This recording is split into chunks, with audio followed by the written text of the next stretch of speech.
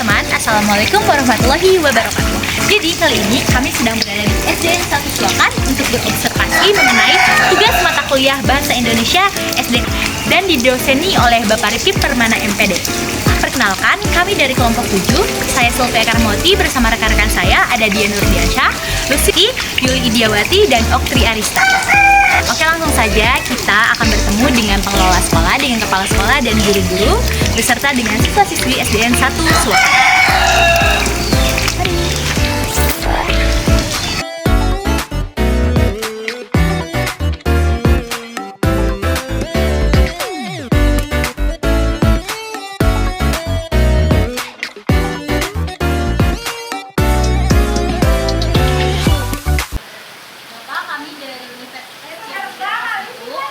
Kami akan sedikit bertanya kepada Bapak beserta rekan-rekan Bapak, guru, mengenai tentang pembelajaran bahasa Indonesia di SD. Oke, di sini kami mendapatkan satu tugas untuk berobservasi di sini. Untuk selebihnya mungkin akan ditanyakan oleh rekan-rekan saya. Saya mau bertanya tentang visi misi dari SDN 1 Suakan ini, Pak. Ya, oke. Kalau visi dan misi di SDN 1 Suakan itu disesuaikan dengan lingkungan sekolah, ya. Di sini lingkungan sekolah di SDN 1 Suakan itu lingkungannya adalah agamis, gitu ya, keagamaan. Jadi menitik beratkan yaitu meningkatkan budi pekerti dan prestasi belajar yang mampu berkompetensi dan dilandasi oleh iptek dan imsak, iman dan takwanya, gitu ya. Adapun misalkan misinya itu kita lihat dari visi itu sendiri. Yang pertama, kita meningkatkan kemampuan literasi dan numerasi peserta didik. Yang kedua, mewujudkan satuan pendidikan yang aman dan nyaman bagi semua peserta didik. Yang selanjutnya mungkin ini ya tidak bisa disebutkan satu persatu, yang inti yang jelasnya adalah meningkatkan kualitas pembelajaran yang berpusat pada siswa. Bagaimana model penerapan yang dilakukan kepala sekolah dalam peningkatan mutu pendidikan? Ya, modelnya itu kita akan kerjasama di antara guru-guru, ya. Yang pertama, intinya itu disiplin. Baik itu disiplin waktu maupun disiplin dalam hal pembelajaran. Di sini pembelajaran itu udah semua pakai kurikulum merdeka. Kurikulum merdeka itu anak itu diberi kesempatan, ya, diberi kesempatan artinya harus bisa menerapkan bakat dan minat peserta didik. Jadi ketika misalkan peserta didik ada yang bakatnya meningkat, menonjol, itu kita diusahakan diberi pengayaan terus. Yang lemah kita berikan pelatihan yang selanjutnya dalam peserta didik. Modelnya itu kerjasama dan artinya kerjasama dan ya kita sama guru-guru diskusi, tukar pikiran bagaimana cara meningkatkan kualitas di SDN 1 Suakan. Ya. Apa usaha yang dilakukan Bapak untuk menjadikan sekolah SDN 1 Suakan ini bermutu? Tadi saya udah bilang ya, suatu pendidikan yang bermutu, bisa dikatakan bermutu itu ya, peserta didik dan pendidiknya itu harus berkolaborasi. Artinya, peserta didik dan guru harus bisa memberikan kebebasan. Kebebasan dalam arti peserta didik dipersilahkan untuk bertanya ketika misalkan tidak paham dalam materi. Begitu juga misalkan pendidik, yaitu guru, dia harus memberikan kesempatan pada anak-anak ketika misalkan anak itu belum paham, belum mengerti, beri kebebasan. Nah, untuk meningkatkan pendidikan, mungkin dari tadi udah dikatakan kurikulum, ya. Dari hulunya juga, misalkan ya, mohon maaf nih, kalau misalkan kurikulumnya itu bermasalah, belum dipandang efektif, mungkin ke anak-anaknya juga, ke peserta didik dan pendidiknya itu kurang kurang greget untuk memproses atau melakukan pembelajaran yang lebih baik gitu ya. Jadi untuk peningkatan mutu mungkin guru dan peserta didik harus berkolaborasi gitu ya. Yang intinya disiplin. Kalau saya itu kuncinya disiplin, untuk segala sesuatu disiplin, baik waktu dan dalam pembelajaran. Bapak, kan kata Bapak tadi Bapak mengarahkan untuk anak-anak dan guru berkolaborasi. Nah, dalam kolaborasi ini Bapak untuk menetapkan karakter apa yang dikembangkan? Oke. Karakter yang dikembangkan dalam pembelajaran di sini adalah karakter yang berjiwa sosial, gitu ya. Karakter yang berjiwa sosial ya artinya kita menumbuhkan rasa sosial kepada anak-anak dan juga tidak menyampingkan rasa karakter yang baik, yaitu dalam segi agama gitu ya. Misalkan ada pengajian-pengajian misalkan gitu ya.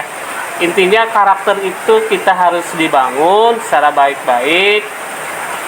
Karakter yang baik kita tumbuhkan. Misalkan karakter yang kurang baik kita bolehlah kita harus memberikan kepada siswa untuk menjaga karakter yang lebih baik dan untuk mempelajari karakter-karakter yang kurang baik itu. Baik, lanjut sekarang kita sedang bersama Bapak Magum SPDSD, guru kelas 6. Kami akan membahas tentang penerapan pembelajaran bahasa Indonesia yang aktif, menarik, dan menyenangkan di SD. Tidak. Bagaimana Bapak menerapkan pembelajaran yang aktif di kelas? Saya jawab ya tentang pembelajaran bahasa Indonesia di kelas 6. Yang pertama itu kita harus menyiapkan alat ya, atau alat peraga yang sesuai dengan tema itu gitu ya. Apakah tema itu membaca, apakah menulis atau mendengarkan. Itu kan ada tema-temanya. Itu harus ada pembelajarannya adalah itu. Kalau di tema pembelajaran menulis atau membaca, nah itu anak harus aktif dalam pembelajaran membaca. Membaca itu kan banyak. Di situ ada kalimat, di situ kan ada titik, ada koma dan sebagainya. Nah itu yang kita harus diterapkan dulu. Itu yang pertama.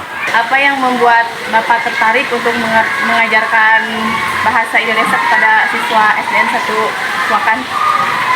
Yang paling menarik dalam pembelajaran bahasa Indonesia itu misalkan di puisi ya, di puisi itu ya, anak itu belajar membuat puisi atau cerpen dan sebagainya, atau karangan-karangan pribadi untuk pengalaman pribadi masing-masing.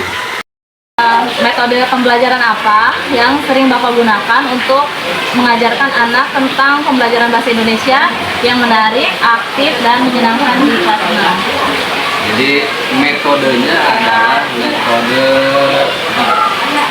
seperti tanya jawab, atau metode besar,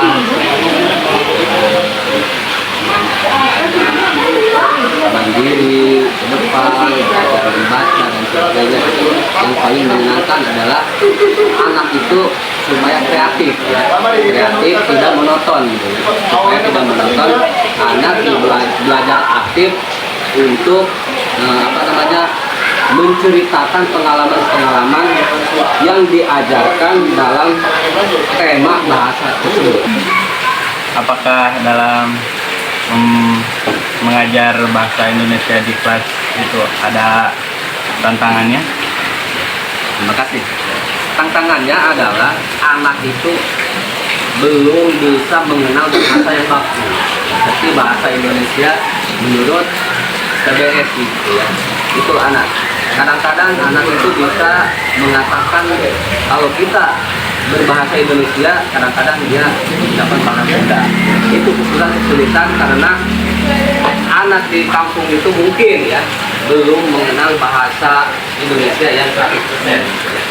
Itu maka kendala bagi kami seorang guru di kelas. Kami harus mengajarkan bahasa-bahasa yang sesuai dengan PBI itu.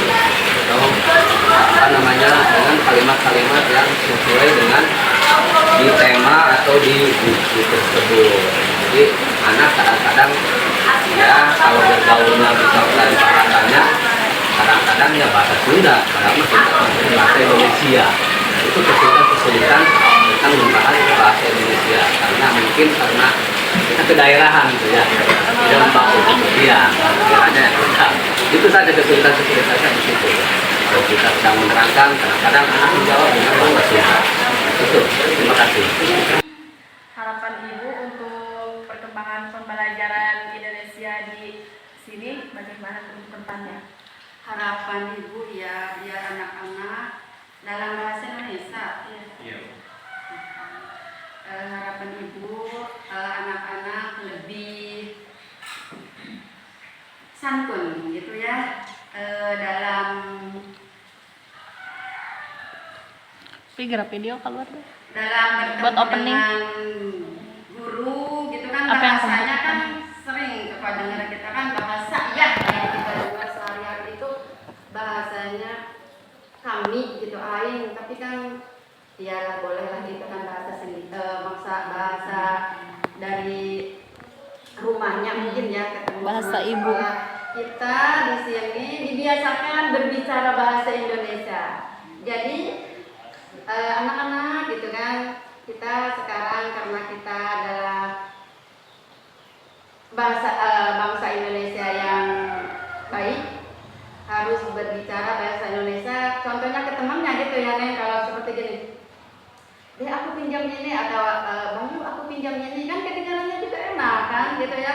Jadi tutur katanya, ibu mau keluar dulu ya, enggak kayak selonong gitu kan.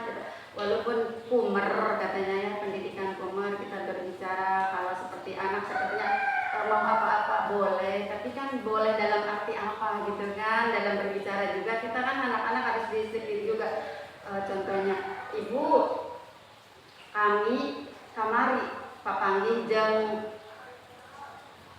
saha gitu kan di dalam kelas kan harus diluruskan gitu ya, dalam bahasa Indonesia yang bagus, yang baku, yang bagaimana kepada orang tua, kepada yang atas, yang bawah, sehingga terjadilah di situ anak-anak saling menghargai. Dalam pembelajaran bahasa Indonesia, pertama membaca. Alhamdulillah di kelas 5 nggak ada yang tertinggal membacanya, udah bagus membacanya. Terus belajar berkelompok. Setelah berkelompok kita mengadakan evaluasi. Setelah evaluasi anak-anak tahu yang benar yang salah.